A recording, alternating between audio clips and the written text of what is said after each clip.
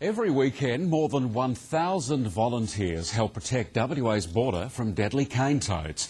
The volunteers are like an army. They fly into enemy territory, gather intelligence and stop the invasion. James Hayward has this special report from our top end. The front line is massive. 800 kilometres of our border is under threat from deadly cane toads. Dave Woods is in the Kimberley Toadbusters group. He plans the attacks on the slimy pests. We join him on a helicopter mission to remote waterholes.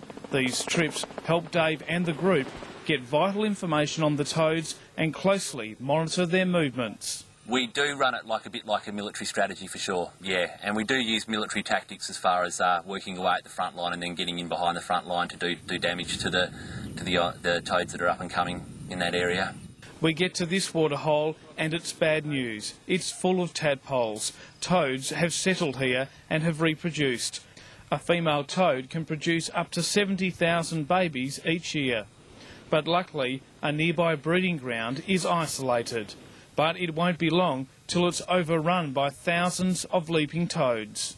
I think we certainly have made an impact reducing their numbers in the areas that we've been toad busting over the last 2.5 years, and that also has had a good flow-on effect to the lessening the impact with the fauna in the area as well. We find another waterhole.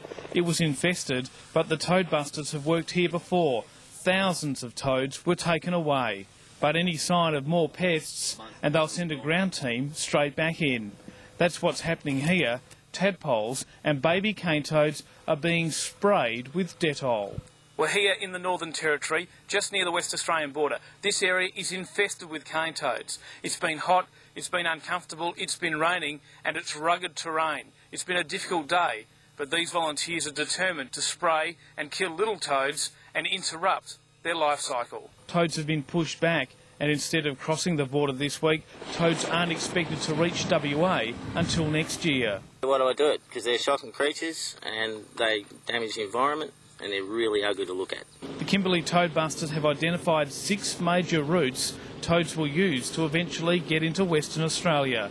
But the battle never stops. If you want to join the fight, go to the Toadbusters website. James Hayward in Kununurra for Golden West News.